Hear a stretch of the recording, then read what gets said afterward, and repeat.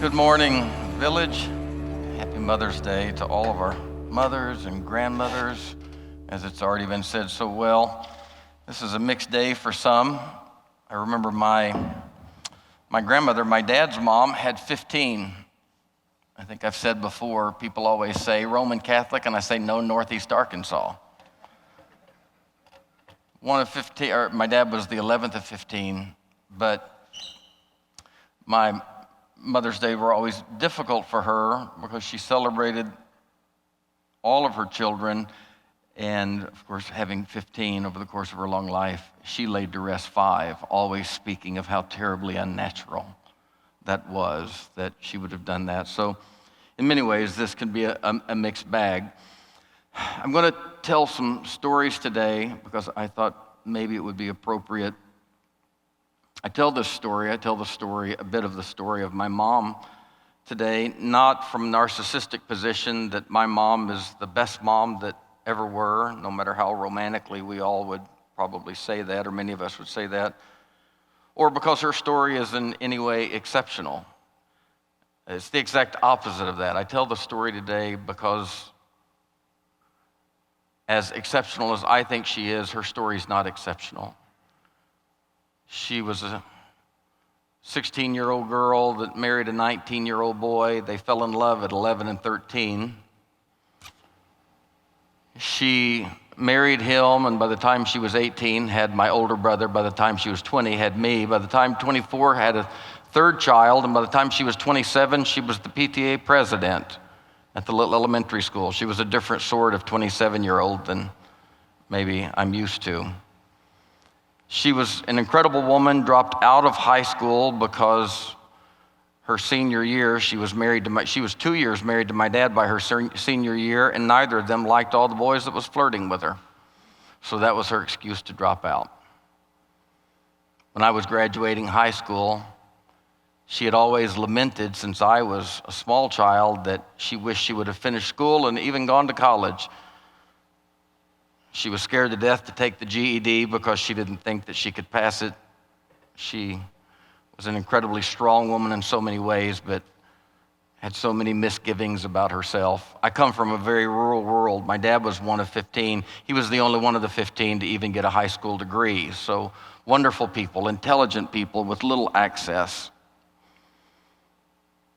I started the college and somehow was an inspiration to Mom, and she decided that she would try her hand at the GED, and she made it. And we got all the same classes and drove to Arkansas State University together. She thought that she was an embarrassment to me. Little did she know, she was my greatest pride. I pulled right up in front every day, happy to get out with my mom and take classes together. I was exceptionally happy to take classes with her because I was really happy to take classes with her because I didn't have to go to class because she took copious notes. So I sent her to class many times and used her notes. She graduated cum laude and in her mid-40s embarked on a career as a teacher. Spent 20 to 25 years as a decorated teacher in Northeast Arkansas. Her last semester of teaching her 5-year-olds, this decorated teacher of the year, many years, mentor to so many, began having trouble remembering their names. She tried, oh how she tried. The assistants that worked with her, who just worshiped her, her principal, assistant principal, they all tried to cobble together that last semester. But cruel indignity to cruel indignity, my mom had to retire early and miss the last semester of her last class. She and Dad had previously gone on a cruise. They'd never been on a cruise, but they went on a cruise around Hawaii, and they noticed things weren't just right. At 65 years old, my mom began a long, slow descent into dementia. Little by little, she began to lose memories near her. Ones afar were still remaining. Neil, if you would show that first picture. This was about the time, I think this was October of 2020, of just 2 years ago. She was 72 years old. She was in her 7th year of dementia. But this was about the time that I realized at 52 years old, this is what people do. You get to that stage of life, you turn around twice, and your middle-aged parents are older and failing. And I was living in Seattle most of the time, and I knew that I had to come home. And in October of 2020, we moved my mom and dad back to Paragould, Arkansas, a place my family has lived for over 100 years on both sides. And since then, October 2020, I've been going home now every week, generally without fail, 2 days a week. It's just 3 hours and 45 minutes from where I live in Nashville. Every week I drive that expanse and I spend a couple of days to be with her, but mostly to give my dad encouragement. 90% of people in her condition would have been put somewhere, but these two have been together for 60 years. And so in the economy of his diligence, dutifulness, love, and guilt, he is resisting at all cost to keep her at home. There was a song sung by the old country group Shenandoah. Marty Rabin, the lead singer, I can hear him sing it. The song was called I Want to Be Loved Like That. And my siblings and I are cousins. I'm one of 44 first cousins. And I heard one of them, the eldest of the cousins, as my dad a couple of days ago was wrestling with the guilt because just this week it's getting to the point where it's in mom's best interest to now be moved into a home. Dad has decided he'll sell the house and get a camper because he said there's no use to really keep a home because he'll just camp out there in the parking lot and wake up in the morning and be there with her. My cousin said, Uncle Steve, whatever you feel and whatever you want to do is fine, but don't do anything out of guilt because you and Shirley have had what all of us have been looking for our whole lives. To Marty Rabin's song, the wonderful song, I Want to Be Loved Like That. So in October 16th, 2020, I made my first post about mom, and I didn't want to be voyeuristic. I didn't want to disclose too much, but I thought she's such a beautiful woman that I would just share a little. And this was the first picture I posted, and I wrote that day, I'm sitting this morning at the bay window in the breakfast nook of my parents' new to them home. After 25 years away, they have moved back to our hometown of Paragould, Arkansas. The hope is this will be their final move. A fine and reasonable prayer for sure. Sitting here at the nook, Mom just wisely explained, we have come back home before we go home. Before we go home. Indeed, Mom. For 8 years now, dementia has slowly but unremittingly eroded my mother's capacity to remember. Not the distant decades gone by, but the minutes, even seconds, most immediate. Not memories embedded in the marrow of her soul, but the breakfast in her stomach eaten only moments ago. For the past 9 days, I have shown her her new home for the first time at least 100 times. Of course, as has always been the way with her, she is sweetly grateful with each introduction. And between each of these lovely and loathsome introductions, she and I are singing old songs, sacred hymns and crooner standards, because he lives and I get along without you very well. Every verse, every word, the ones I misplace, she fills in with alto and smile. And as I sit with her, I'm reminded of the ancient psalmist, King David's words, Thy word, O Lord, have I hid in my heart. Ah, those comforting words in my heart. My mother is proving them before my very eyes as she sings the lyrics without fail, proving the heart is a place far and mercifully deeper than the brain, than frontal lobes and cerebral cortexes. And I also this morning, as I sit here with her, remember the words of a modern psalmist, Tom Waits, words my dad could have written for sure. And as I think about Waite's words, I realize my dad is in his own way writing them even now as he brings Mom back to this, her home before home. Tom Waits wrote, "In a land there's a town, and in that town there's a house. And in that house there's a woman. And in that woman there's a heart I love. I'm going to take it with me when I go." A few weeks later, Mom and I sat, and I took this picture. The angst on her face was probably on the heels of forgetting exactly who I was. I wrote that day, not infrequently, in mid-conversation, Mom will stammer her way to a frustrated silence. Often that silence will be interrupted and then punctuated with, "I'm so sorry." Sometimes I just lose my words. They disappear on me. Cruel, cruel disappearance. At my last visit, one of her frustrated refrains was followed by an explanation. She looked at me through tears and said, "It's still here," tapping her heart. "I just can't find it here," placing 3 fingers diagonally across her mouth. In those moments, I'm careful to not selfishly seek my own relief. I'm learning not to rush in, providing her the missing words only for her to lose them all over again. Instead, I'm learning to sit with her. I'm learning to sit with this one who conceived, carried, labored, bore, nursed, and weaned me in so many, many ways. I sit at the border of her person, her soul, her identity, her dignity. I dare not be a foolish son rushing in to fix the unfixable, all the while only trampling her tender experience. No, this is Mom's journey.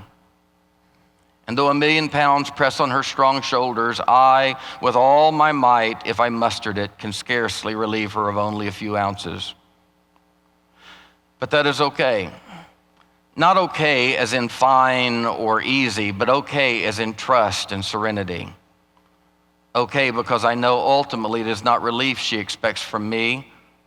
It is companionship, recognition, witness, someone who cares, someone who is willing to endure the stammering just as she endured the diapers, someone to abide the silence, someone to sit in the suffering. So I'm learning this lesson from her, one more in a long line and lifetime of lessons. Instead of providing the truantly elusive words she has cruelly lost, I tend to the place she symbolically tapped at her chest. I tend to her heart. Her brain is left to the experts. And we do this together, mother and child. We do this with song and silence, poems and pictures, funny squirrels outside the window and tasty biscuits. And there are times as we do this, she is able to finally find the words. But even when she doesn't, she remembers the moments past, the ones that have built and now compose her life. And even as those things are lost to her memory, they remain inside of her like a meal long forgotten, sustaining and sinewy, holding her soul together through though long since lost to the mind. Oh, what a Christ-making universe this is. Oh, what a soul-making world in which we live. The next picture, again, the frustration of that day. She has shared herself her entire life. This woman has shared herself with her family, her friends, her dogs, her students, her neighbors, with strays, ne'er-do-wells, and suffering folk. And with her enemies, that is, if she would have ever had one. So now it's not strange that she continues to share. Before almost every one of these posts, excluding this one, I show her what I've prepared and I ask for her permission. She touches her unkempt hair and whispers, "It's okay." Though she doesn't remember my request or her agreement within the minute, she is clear in the moment and always says yes. Of course she does. You see, she understands. She understands we share our stories to remind one another we are not alone. We share our stories to lean on and into one another more closely. Because if ever she has known how important it is to not be alone, it's now, in these long, monotonously scary days and nights, and she understands there really are few, very few, if any, temptations or tests or circumstances exclusive only to her. She understands she is sharing now what many before her have shared. She understands we truly do share these experiences, these hard things together, whether we want to or not, whether we are willing to acknowledge and admit this or not. Courageous love shares. So I asked my mom, could I share this, Mom? And she whispers, yes. On each post, people embarrass me by telling me I'm a good son. I don't feel like I'm a good son. I feel like I'm a son, and this is what sons do, especially sons raised by this woman. If you'll show the next picture. That's my mom on the left, taken 10 years, 12 years ago now. That picture was taken 2 years before my mom began her descent into dementia. She's holding her mother, who was 2 months shy of 18 when she had my mom. So they're only 17 years and 10 months apart. They look just alike. This was when grandmother's journey with dementia was nearing the end, a journey that lasted 17 years. Mom knows and has always known exactly what this looks like. And now that it's Mom's turn to face the darkness, I know exactly how to hold her because she showed me again and again and again. The next picture shows you another fella in this. That's my dad. She walked down the aisle of Revival Center United Pentecostal Church when she was 11 years old, and he was sitting beside Diane Wyman. He looked over at Diane Wyman and looked at that doe-eyed girl walking down the center aisle. They said that she was from Lake City Church. He looked back at Diane and scooted to the end of the pew and in the direction of my mother, which is the direction he's always been going. On this particular day, after a few months of posting, I came around the corner and I heard him say to her, "You're way too pretty to go out with your hair not fixed." The next picture shows, we don't take him on our drives. We say he ruins our drives. He always bumps me to the back seat, and that's what Mom always does with her hands. She has forgotten everything, but she has not forgotten him. There's one other person, I say, in the mix of this. If you'll show the next picture, this is one of the most important people. Dogs are a divine gift, and that little one has been hers. They got that puppy 1 month before Mom began her journey with dementia, and to tell the stories of the divine gift of love that have been shared between Mom and that dog that has the worst breath in the history of all dogs. And then a final picture taken just a few days ago. She's really fading now. She's losing weight because she doesn't remember to eat. When I'm there, I always take her a Hardee's ham and cheese and a Dairy Queen double cheeseburger and a dilly bar. But even at that, she has to be reminded. This picture was snapped because that's exactly who she is. That's always who she's been. She's the most incredibly consistent person I've ever known. But I snapped that picture. I said, "Mom, I'm going to be telling your story and sharing your story with some folks. It'll be a real blessing. Would you tell them hi?" And that's her telling all of you hi. I didn't know that I was going to share these videos, but on November 9th, 2020, Neil, if you'll cue the first one, and I'm just gonna sit over here to the side because this Mother's Day can be taught a lot better by Mom in these little videos than by me. November 9th, 2020, do you have it, Neil? How does that song go? So many places of beauty I've longed to see here below, but time and treasure has kept me from making my plans to go. But Granddad would say. But come that glorious morning, together we'll surely be, and you can stroll over heaven with me now. I want to stroll over heaven with you some sweet day, when all my troubles and heartaches have all passed away, and we'll enjoy all the beauty where all things are new. I want to stroll over heaven with you. I totally agree.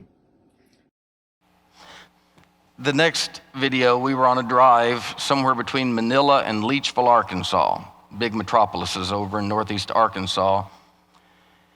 And the beauty of her motherhood, the beauty of her person shone through in the midst of something that was really heartbreaking for me. She reached over and she patted my hand and she said, "I'd be your mom if you'd let me." Instead of immediately responding, "Well, you are my mom," it occurred to me, she has forgotten I'm her son, but she's still so much herself, this woman who's been taking in strays and vagabonds and ne'er-do-wells her whole life, that she knows I am someone who's lost my mother somehow, some way. And she's offering to be my mom. And I thought, in the midst of the sadness, I finally got to experience her the way the rest of the world has been experiencing her all of her life. There was no biological mandate, no necessity.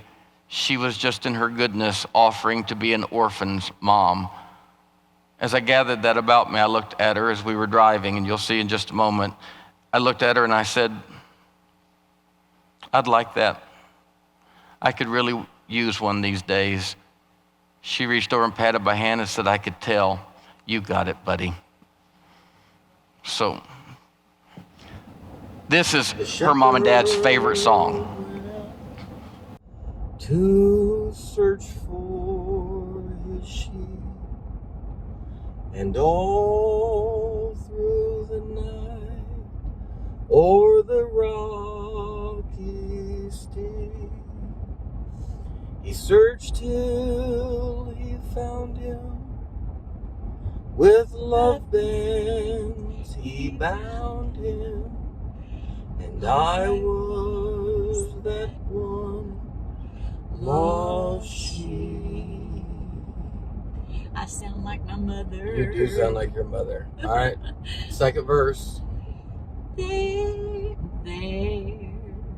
In between. the night, There in the night, he heard a faint cry from that lost sheep, just ready to die. Then in his arms, shield from the cold, he brought that lost sheep safe back to the fold. Sing it. The shepherd went out to search for his sheep, and all through the night, o'er the rocky steep, he searched till he found him. With love bands he bound him, and I was that one lost sheep. Haven't we all been that lost sheep before? at some point in our life, before salvation came, we were all the lost sheep. Your eyes are leaking. I know. December 31st, 2020. When I'm at my folks' home each week, it's not uncommon to hear the piano playing. This is 17 months ago. To hear the piano playing at the back of the house. 2 days ago, I walked down the hall and stood in the doorway and saw this. After she finished, she smiled and told me she tries to sit down at the piano at least once a day. She said it calms her, makes her feel more peaceful. She was the church organist for 35 years. We talked together about how Saul used to call for the young David to play the harp for him. When the beleaguered monarch was troubled in his soul, the youthful shepherd boy's harp would still the troubled mental state of the old king. Mom smiled and said that the piano does just that for her.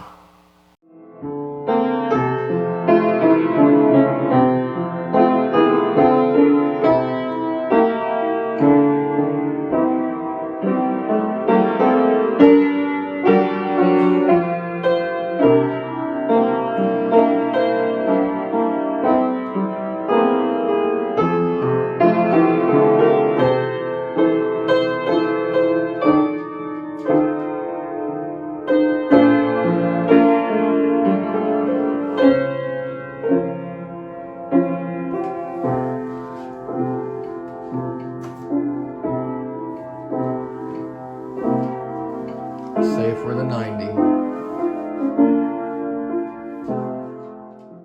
Progression. 1 year to the day. 1 year to the day later. Do I? Know how to play the piano? I know how to play the piano. Give it to me.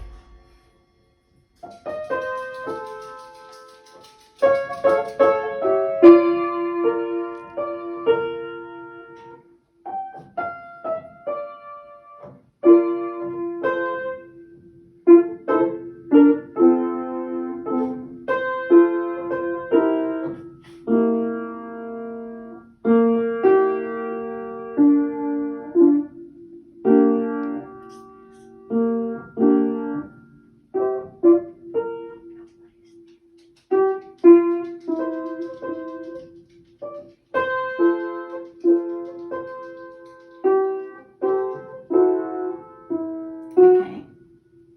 You got it. You're just rusty. You haven't done it in a while. You're just picking your way back through. The flower fades. A few months after that, we were driving, and I don't know how many of you remember the group, the Rambos, Buck and Dottie Rambo and Rebo Rambo. Mom loves to sing their songs. Their songs have meant a lot. Buck Rambo actually was a dear friend of Mom and Dad's in the last years of his life, and a dear friend of mine, but this is Mom and I. Just a few more of these little videos. This is Mom. You and I sang one of the Rambo's songs last week. Sheltered in the arms of God. Soon I shall hear the call from heaven's portal. Come home, my child. It's the last mile you must run. I fall asleep. That just makes chill bumps go all over me. And wake in God's new heaven. There, what? Sheltered safe. They're sheltered safe within the arms of God. That's the second verse. I forgot that verse. So let the storms rage high. The dark clouds rise, they don't worry me, for you sheltered safe. You feel sheltered safe in the arms of God? Do I? Oh my goodness, yes. I do. Do you? I do. I just, you know, What's that feel like? you know what? I have peace in my heart. And there's nothing that can take it away from me. In spite of circumstances, In spite of circumstances, memory loss, that's already happened. through it all. Well, I've been a lot of places, and I've seen a lot of faces. There's been times when I didn't know right from wrong. But in my lonely hours, those precious lonely hours, oh dear.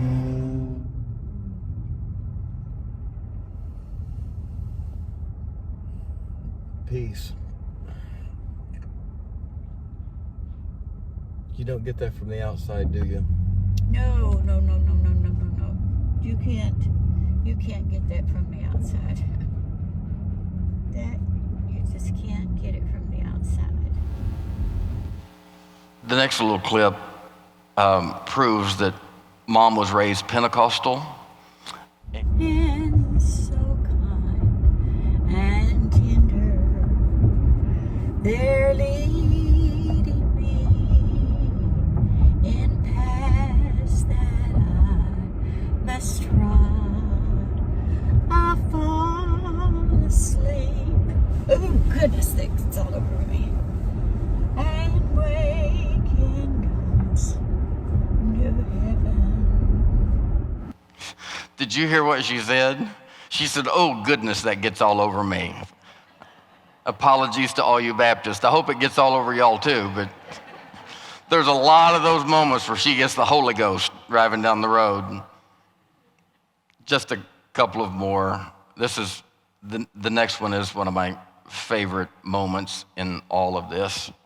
Look at there. That's a pretty girl right there. Oh yeah, look at her. Don't make me laugh. My day's gone.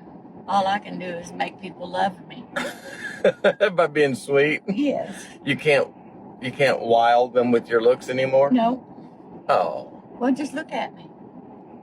You walked out of the room the other night and Pop, your husband, my dad, he said, you know, she never has worn a lot of makeup because she doesn't have to. He says she's just pretty with makeup, without makeup, she's just pretty. He looked at me and he said, don't you think so? Oh. And I said, nope, I don't think no. when I was a little girl, this is where I came for action. Roy's beer joint. First and last chance. Roy's first chance was where you came for action. That's right. I don't believe that's true. Well, it may not be true for me, but that's what it was called. Have you ever had a drink of beer? Never. Have you ever had a drink of wine? Never. Drink of whiskey? Never. You've never had a drop of alcohol? Thank God for small pleasures. Well, you just went through 2 or 3 bottles of NyQuil every month. No, I really didn't.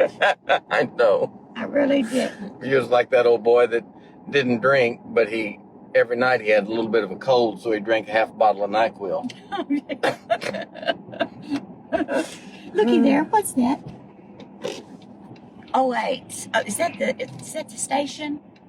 That's our new community center, Parago's new community center. Where? Back there. Oh, that is? Yeah. What in the world is it? Oh, I know what you're saying, Gigi. Yeah, that's a new hotel back there. Hotel. Not hotel. Hotel? You gotta know how to say it. Hotel. Hotel. Do you say hotel or hotel? Hotel. Oh, shut up. I will slap your jaw. Tell you what. Hotel. Look at me, the elderly woman I am. Okay, for time's sake, Neil, we've got to skip down. Oh my, which one? There's so many. Skip down, Neil, to the second to the last, without him, which is a month ago, and we'll just do these last couple. This shows you really where she is. The flower fades, but the beauty remains. Without him a month ago. Can you? Without him, Oh, yeah. Oh, yes. I can do nothing. Without him, I would but fail. Without him, I would be drifting like a ship without a sail. Sing Jesus. Jesus. Oh, Jesus. Do you know him today? Please don't turn him away. Oh, Jesus.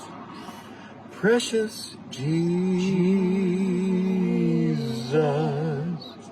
Without him, how lost I would be. You know what? We should get a bus and take that on the road.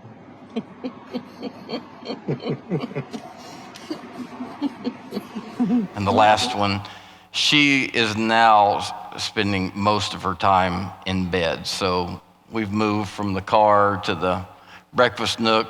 Now I'm just sitting beside the bed with Gaither music in the background. And this is a lovely picture of her. It's so sweet To trust in Jesus, just to what? take Take him at his word. just to know that Thou art with me, will be with me till the end. Jesus, Jesus, how I love him, how I prove him more and more. Jesus, Jesus, precious Jesus, oh, for friend to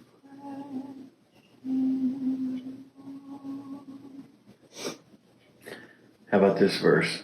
I'm so glad I've learned to trust him.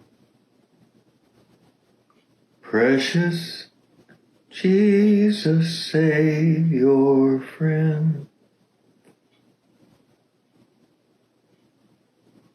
And I know that thou art with me, will be with me till the end.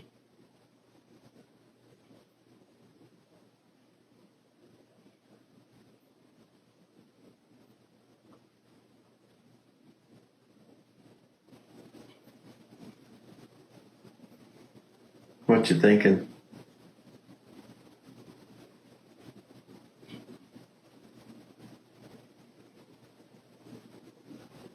You tired? Yes, I am. We've had a busy day, haven't we? Uh-huh.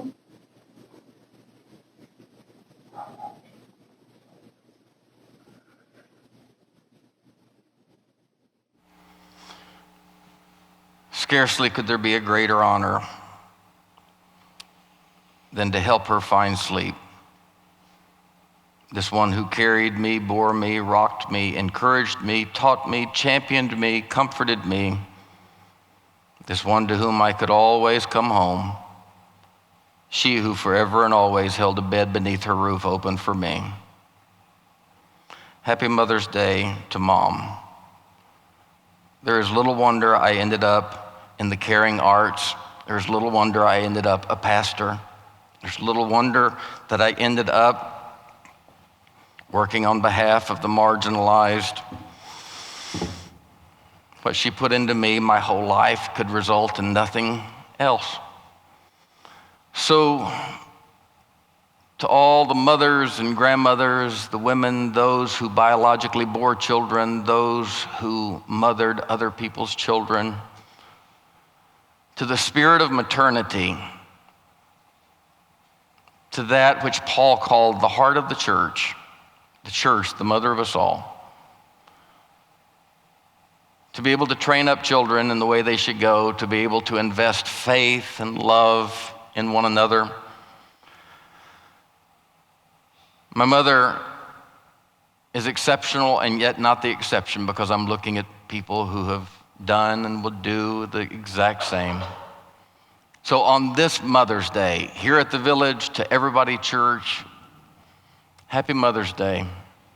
Because this is what makes the world go round, and when wars and skirmishes and rumors of wars are ended, love will remain.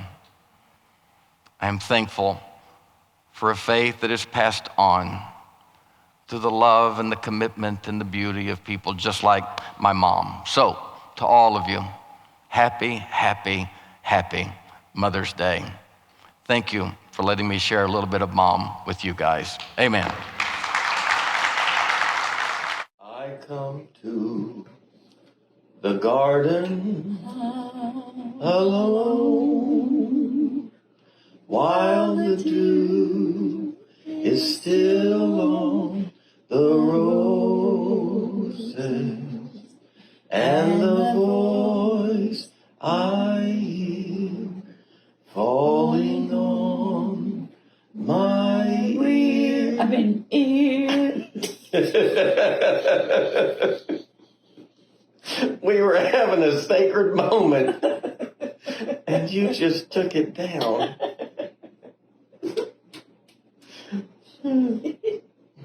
Mercy. And now, from now on, when I sing that, that's all I'm going to hear, and the voice I hear falling on my rear. Thanks a lot, Jeez. You just ruined one of my favorite songs.